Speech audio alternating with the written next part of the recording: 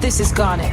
Back to Sandbox games are designed to allow you to do what you want within a space. The sand. It is whatever the developers decide to put in it. In the Elder Scrolls 4 Oblivion, that sand is, in my opinion, quite rich, creamy. There are NPCs with stories and schedules that I have spoken about more than anyone alive on Earth. Definitely. I have no idea how to check. And of course, there is a landscape often described as not diverse. The dungeons, caves, camps, a lot of repetition. But there are plenty of quests, tales, and adventures to be had. If you play a game like this, you may wish to explore everything that it has to offer. Today, I want to examine the box of the sandbox in this meditation of a sort. See how the edges of the world are dressed up, and if I can find anything new by simply paying attention to it. The goal shifts as I go. But it's a remarkable starting one, I'm sure. For this journey, we need to create the perfect adventure from the pristine foundation of this handsome orc grow. Please! I use my powers, stepping beyond the boundaries to maximize all important aspects of his self. Shame on you! It is time to embark. It is time to do some edging.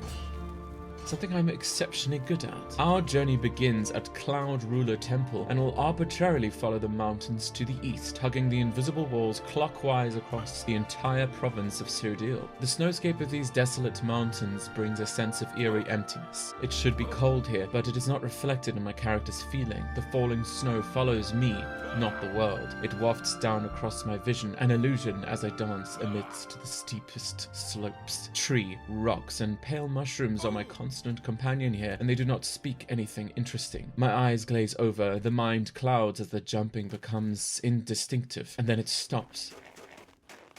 You cannot go this way. Turn back. There is nothing here. Nothing is beyond. These northern mountains, the Gerald Mountains, are an isolated biome, steep, elevated, eternally snowing, maybe. Recall the comment of Oblivion's world being similar all over, copy-pasted green countryside, and see how it is a lie. There are at least 2 biomes. Along this edge, I found minimal locations. The Ancestor Moth Temple that features in the main quest. At Aaron's camp, I ran into an old friend, Torburn, the master acrobat whose services are not needed. Hark! At the fringes, Mehrunes Dagon's invasion takes root. Gates to Oblivion. Of course they would find themselves here. A blight on the world for we, the hero, to resolve. We find ourselves somewhere else entirely, beyond the frying pan, beyond the fire, the hot seat of wrath, the home of the Prince of Change, of destruction. It too has fringes painted with burning lava that would so easily scald the life away of weaker men. On the other side is a vast, endless plain of red, smoldering rock, oppressive, thunderous skies. There is nothing here. There is nothing beyond. I do not have to turn back.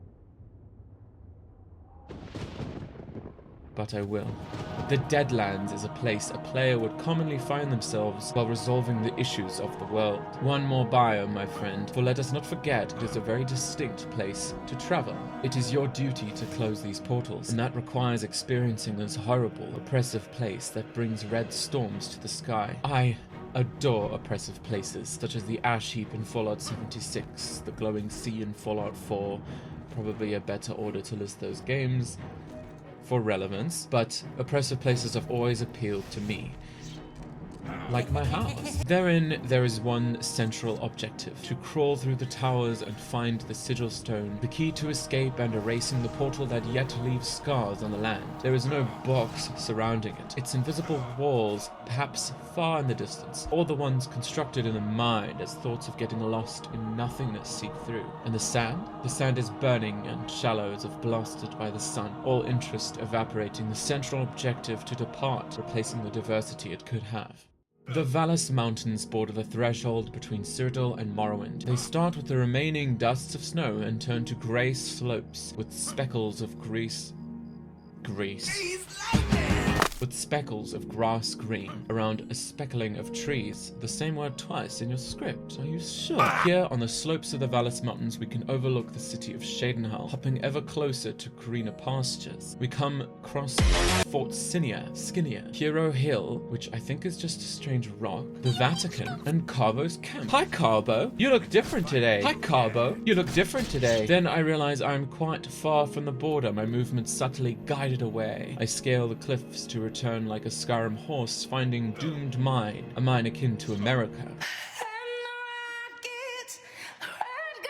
Further and further down, we leave the threshold of the Vallis Mountains to the green plains on the eastern side, now finally entering the predominant repeated biome. It is quite free of any interesting features, and the walls of the world become less obvious, more obstructive, actively inhibiting movement towards landmarks. I find Sundercliff Watch, and I found Garnet Camp. This is Garnet, back together, and I'm never going down. Leafrot Cave, Fort Redwater, and Seren's Camp.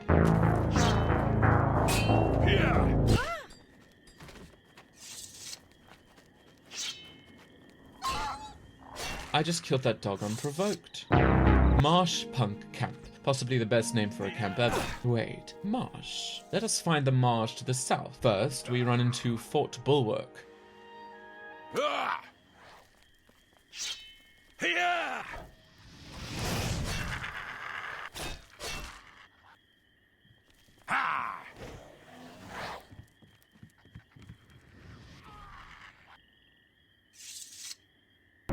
From green, we transition to darker green. To be honest, I didn't notice the transition. In the low-lying, rainy lands of Blackwood to the southeast, it is a swampy place with the low-hanging trees adjacent to Black Marsh.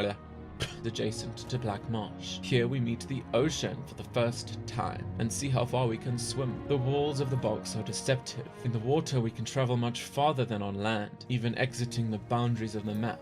Below us is nothing but speckles of rocks, and beyond that, ever-repeating textures at the bottom of the ocean, barely visible between the inky murk. There is an island out there, small but not on the map, but I cannot reach it. I can never reach it. What is it? Perhaps it's the Topol Island. Wait, where did it go? In the distance along the coastlines are the silhouettes of other provinces, Black Marsh and southern elsewhere. Places we can see but never visit, not in this game at least. There is something eerie about being so far in the sea. It is too still. Not a wave in sight, just the static, automatic treading of the water, a liminal space unique to gaming. As we travel north, we run the outline of Elsewhere and later Valenwood, bounded by mountain and river, Telepi, Borderwatch, Sheagorath Shrine. Hello there. Fort Namore, Fathus Aaron's Tower. I know that name. Fathus discusses his disdain and detachment. I'm Fathus Aaron. I've talked about a lot of NPCs over the years. We enter a different biome marked by beautiful autumn colors and flowers. The West, Weald. Pluckable alchemy ingredients beside pretty uninteractable set dressing. Also, the word Weald means, according to Google AI, I guess, forest or wild or uncultivated region. Years passed and I finally looked it up. AI didn't exist when this game came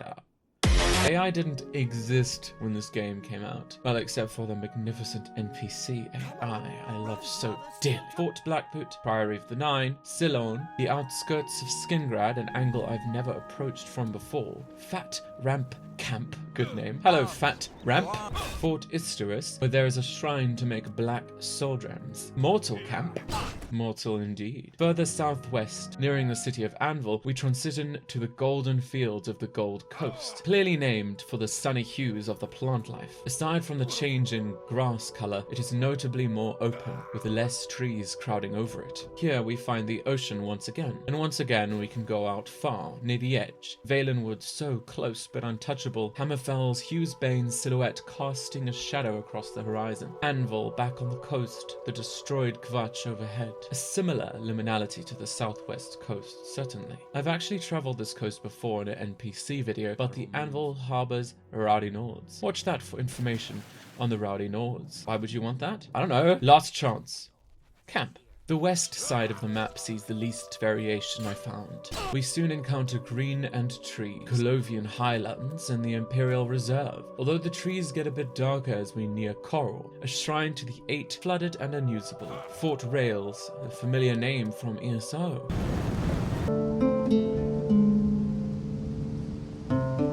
Cloud Top, where the mages make us finger the mountain. Lips and Tarn, good name.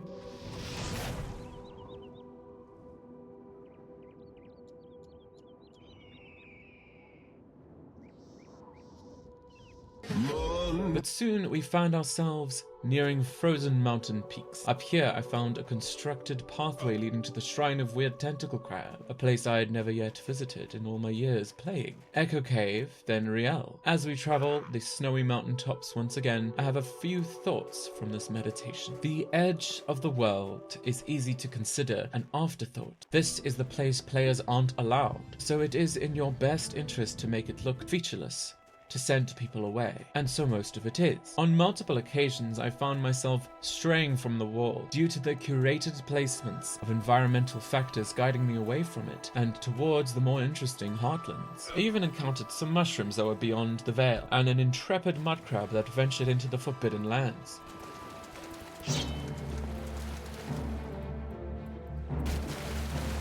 Should have remained there, little crab. I encountered the biomes of Cyrodiil, which are often lost as they vary only subtly from each other. They have different trees, perhaps different grass or bushes, perhaps it rains, perhaps it snows. Nothing like the strong differences in Skyrim. Players have dreamed up mods to expand the land, giving a taste of neighboring places. Perhaps removed the walls and let themselves venture into the low-poly, sporadically collisioned Badlands. In the end, the game simply popping up with text telling me to turn away is, however iconic or useful, a break to immersion. You are in a box, dear player. We have filled it with bountiful sand. Is that not enough for you? Oh, dear me. Forgive me, but I am enjoying this. This is Garnet, back together. And I'm never going down at the hands of the likes of you, because I'm so much better. And every part of me is saying go get her. The two of us ain't gonna follow your rules. Come at me without any of your fancy tools. Let's go, just me and you. Let's go, just one on two. And I'm never going down at the hands of the likes of you, because I'm so much better. Let's go, just me and you. Let's go, just one on two. Let's go, just me and you. Let's go, just one on two. Let's go, just me and you. Let's go, let's